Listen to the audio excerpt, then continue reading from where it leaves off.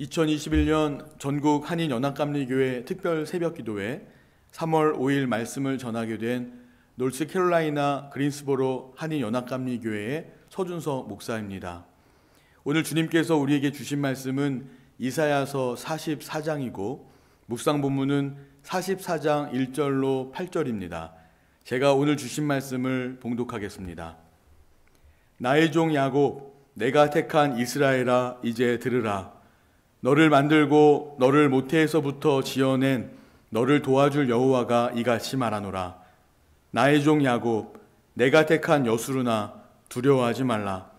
나는 목마른 자에게 물을 주며 마른 땅에 시내가 흐르게 하며 나의 영을 네 자손에게 나의 복을 네 후손에게 부어주리니 그들이 풀 가운데에서 솟아나기를 시냇가에 버들같이 할 것이라. 한 사람은 이르기를 나는 여호와께 속하였다 할 것이며 또 한 사람은 야곱의 이름으로 자기를 부를 것이며 또 다른 사람은 자기가 여호와께 속하였음을 그의 손으로 기록하고 이스라엘의 이름으로 존귀히 여김을 받으리라. 이스라엘의 왕인 여호와, 이스라엘의 구원자인 만군의 여호와가 이같이 말하노라.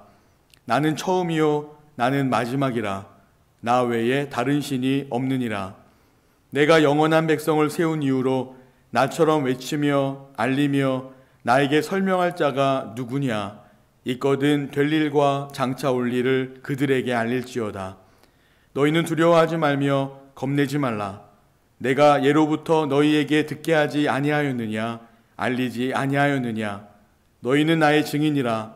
나 외에 신이 있겠느냐. 과연 반성은 없나니 다른 신이 있음을 내가 알지 못하노라. 이는 살아계신 하나님의 말씀입니다. 아멘. 사랑하는 전국의 한인연합감리교회 성도 여러분, 오늘도 말씀과 기도로 하루를 시작하시는 여러분들 모두에게 우리 주님 예수 그리스도께서 주시는 은혜와 평강이 가득하시기를 주님의 이름으로 축복합니다. 오늘은 사순절 15번째 날입니다. 그리고 여러분 아셨습니까? 오늘은 세계 기도의 날입니다. 세계 기도일은 전 세계 180여 개국의 교회 여성들이 매년 3월 첫째 주 금요일에 함께 모여서 세계 평화와 화해를 위해 기도해온 세계에서 가장 오래된 초교파 여성 기도 운동입니다. 이날은 1887년 미국 장로교회의 국내 선교부에서 일하시던 메리 제임스라는 여성분이 미국으로 이민 온 사람들을 위한 기도의 날을 제정하면서부터 시작되었고요. 이후 이 모임이 전 세계로 확산되면서 1927년에 세계 기도의 날로 정해지게 되었습니다. 이 기도일에는 종족과 문화, 전통과 교파를 초월하여 그리스도의 몸된 교회가 각기 처한 곳에서 한날 한시에 하나의 주제로 예배하고요. 특히 이날의 예배문은 매년 각 나라들이 돌아가면서 작성하고 또 예배문을 작성한 그 나라를 위해 함께 기도해 주는 그런 전통이 있습니다. 올해 2021년은 남태평양에 위치한 작은 나라 비투아누 여성들이 만든 예배문으로 예배를 드리게 되는데 오늘 여러분들의 기도에도 이 비투아누를 위한 기도를 꼭 넣어서 해 주셨으면 좋겠습니다. 우리는 그리스도인입니다. 즉 우리는 하나님의 흐름 안에 사는 사람들이라는 것입니다. 우리가 사순절을 보내면서 매일매일 예수 그리스도를 통해 우리 자신을 되돌아보는 것도 바로 우리가 하나님의 목적에 맞게 그리고 하나님의 흐름 안에 살고 있는지를 점검하기 위함일 겁니다. 그리고 그 중심에는 기도가 있습니다. 옛날에 그런 책이 나왔었죠. 너무 바빠서 기도합니다. 우리가 바쁠수록 뭔가에 우리가 빠져 있을수록 붙잡혀 있을수록 우리는 잘못하기 쉽습니다. 왜냐하면 그로 인해서 예수님이 아닌 다른 뭔가가 나를 강하게 끌고 갈 수 있기 때문입니다. 그렇다면 이럴 때 우리 예수님은 어떻게 하셨을까요? 예수님은 사역 때문에 사역을 하시지 않았습니다.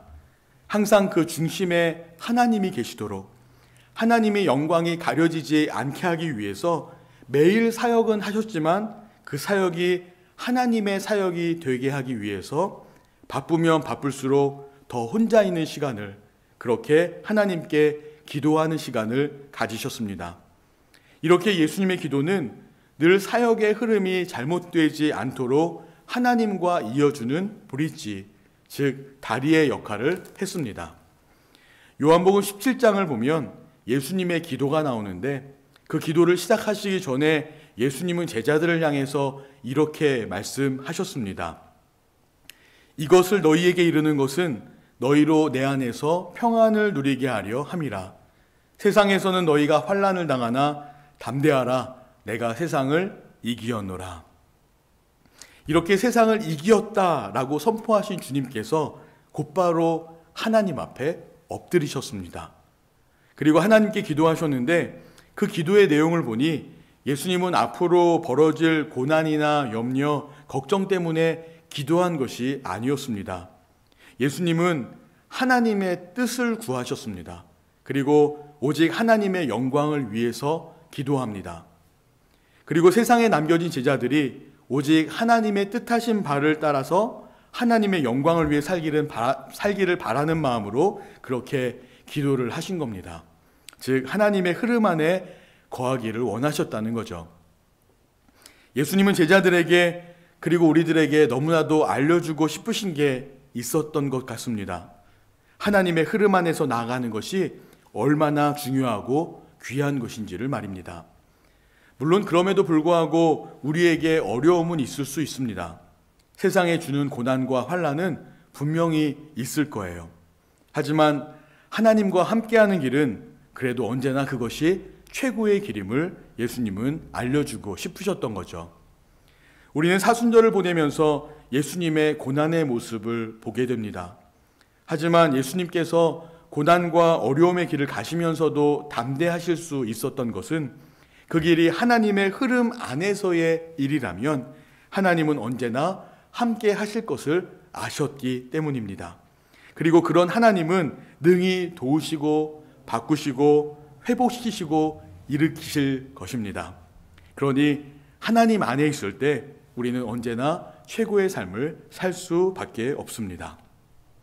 그런데 이런 하나님의 뜻도 모르고 사람들은 이렇게 말합니다. 너무 문제가 많아서 하나님을 잘 못 믿겠다고요. 지금 너무 바빠서 하나님을 잘 못 믿겠다고요. 그리고는 내 마음대로, 내 생각대로 그렇게 세상을 살고자 합니다. 그런 우리들을 향한 하나님의 말씀은 한마디로 오늘 본문 22절 후반부에 나옵니다. 너는 내게로 돌아오라. 너는 내게로 돌아오라. 그렇습니다. 오늘 본문에서도 하나님은 이스라엘 백성들에게 돌아오라고 하십니다. 지금 이스라엘 백성들이 있는 자리는 그들이 있어서는 안 되는 자리라는 겁니다. 어떤 자리냐? 9절부터 11절에서 이렇게 말씀합니다. 우상을 만드는 자는 다 허망하도다. 그들이 원하는 것들은 무익한 것이거늘 그것들의 증인들은 보지도 못하며 알지도 못하니 그러므로 수치를 당하리라. 신상을 만들며 무익한 우상을 부어 만든 자가 누구냐? 보라, 그와 같은 무리들이 다 수치를 당할 것이라. 그 대장장이들은 사람일 뿐이라. 그들이 다 모여서서 두려워하며 함께 수치를 당할 것이니라. 그러니까 지금 이스라엘 백성들이 있는 자리는 우상 숭배의 자리입니다. 그럼 우상이 무엇입니까? 우상은 자신이 가장 좋아하고 원하는 것들의 결정체입니다. 내가 원하는 것을 이루기 위한, 사람들이 스스로 만들어 놓은 목적을 이루기 위한 교만과 욕심이 빚어 놓은 형상이고, 사람들은 그것을 또 붙들고 놓지 않으려고 합니다. 그런데 이스라엘 백성은, 우리 그리스도인들은 하나님의 형상대로 지음받은 사람들이라는 것이고, 그렇게 우리는 하나님의 영광을 위해서 사는 사람들입니다. 그래서 하나님이 우리를 그 자리로부터 벗어나 하나님의 자리로 오라고 부르시는 겁니다. 우상에 빠져있는, 그리고 죄와 허물이 가득한 이스라엘 백성들에게, 그리고 우리들에게 외치신 것입니다. 그리고 이런 우상이 얼마나 의미 없는 것인지를, 그 우상이 얼마나 우리를 아프고 병들게 하는지를 여실히 드러내십니다. 하나님께서 우리를 부르시는 것은 다른 이유가 없습니다. 그저 우리를 사랑하시기 때문입니다. 여러분, 이것을 믿으시나요? 정말 사랑하십니다.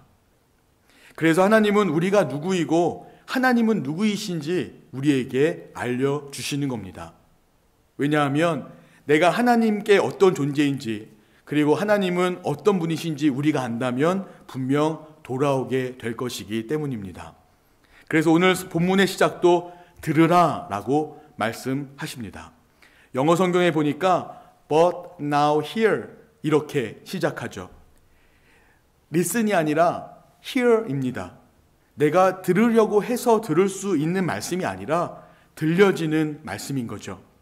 그런데 지금부터 하나님이 하시는 말씀은 사실 우리가 모르는 말씀이 아닙니다. 이미 우리가 다 알고 있고 기록되어 있는 말씀입니다. 하지만 이렇게 기록된 말씀이 들리는 말씀이 되지 않으면 우리는 하나님 자리로 돌아올 수 없을 겁니다. 억지로 들으려고 내가 노력하지 않아도 하나님 말씀이 살아 움직여 역사하는 말씀으로 여러분들에게 들려지시기를 주님의 이름으로 축복합니다. 오늘 이스라엘 사람들에게 그리고 우리들에게 들려져야 할 말씀은 어떤 말씀입니까? 2절입니다. 너를 만들고 너를 모태에서부터 지어낸 너를 도와줄 여호와가 이같이 말하노라. 나의 종 야곱 내가 택한 여수르나 두려워하지 말라. 하나님께서는 나의 종 야곱 내가 택한 여수르나 라고 반복해서 말씀하실 정도로 그들은 하나님이 지으시고 택하시고 부르시고 구원하신 존재입니다. 자, 우리 바꿔서 한번 생각해 보십시다. 하나님이 어떤 분이시냐? 나를 지으시고 택하시고 부르시고 구원하시는 분이십니다. 3절과 4절도 보겠습니다. 나는 목마른 자에게 물을 주며 마른 땅에 시내가 흐르게 하며 나의 영을 네 자손에게 나의 복을 네 후손에게 부어주리니 그들이 풀 가운데에서 솟아나기를 시냇가에 버들같이 할 것이라. 지금 이스라엘 백성들의 삶에는 메마름밖에 없습니다. 목이 마르고 마른 땅과 같고 아주 황폐한 땅과 같습니다. 혹시 여러분들 중에도 이런 메마름 속에 갇혀 계신 분이 계십니까? 그런데 하나님은 은혜의 하나님이시라 그런 땅에도 생명력이 넘치게 하시겠다는 것입니다. 어떻습니까? 이런 하나님이라면 이제 온전히 하나님만 의지할 수 있겠습니까? 이때 하나님은 다시 한번 하나님의 존재에 대해서 우리들에게 확인시켜 주십니다. 6절과 7절입니다.